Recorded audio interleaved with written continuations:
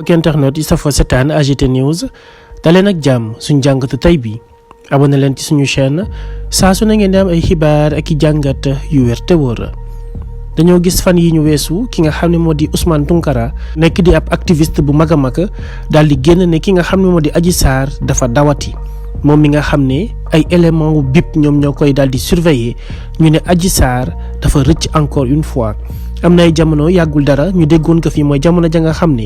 Mamour Diallo ñëwoon na doon gën a réconforter kii di Adji Sarr doon ko gën a mayaat doole doon ko gën a mayaat yaakaar ñu ne woon Adji Sarr dafa dawoon. tey ñu ne lu ni mel moo amaat ba gis nañ sax benn vidéo boo xam ne mi ngi circuler sur le net ñu ne Adji Sarr moo ko def démentir li nga xam ni moom la ñëpp nekk di wax ñeel ab deram ñeel itam daw bi nga xam ne lañu da koo daw pour tout simplement ne plus être sous la garde de la BIP et aussi hommes du président Macky Sall.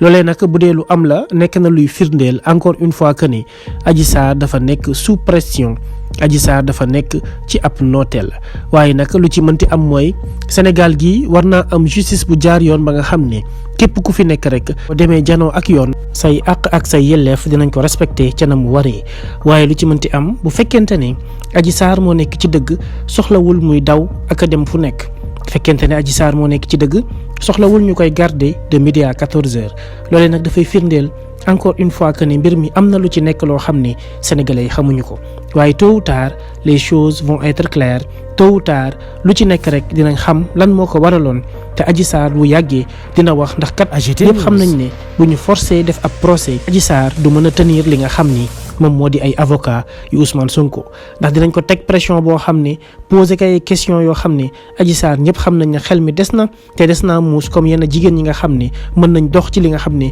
moom moo di ay affaire de deal waaye Adji Sarr bu ko ay avocat wu Ousmane Sonko jàppee dinañ xam ne kat li nga xam ne mooy complot bi Sonko doon wax lépp dëgg la te lépp dina leer te Mamour Diallo mi ko doon réconforté ak ñi nga xam ne ñëpp Ousmane Sonko tudd na leen ci bi lépp dossier seeni ay tour dina ci génn te bu boobaa dinañ comparaître te lépp dina leer devant la justice du Sénégal. AGT News mbokki internet yi safoo seetaan AGT News li moo nekkoon suñu jàngat abonné leen ci suñu chaîne saa su ne ngeen di am ay xibaar ak i jàngat yu wér te wóor.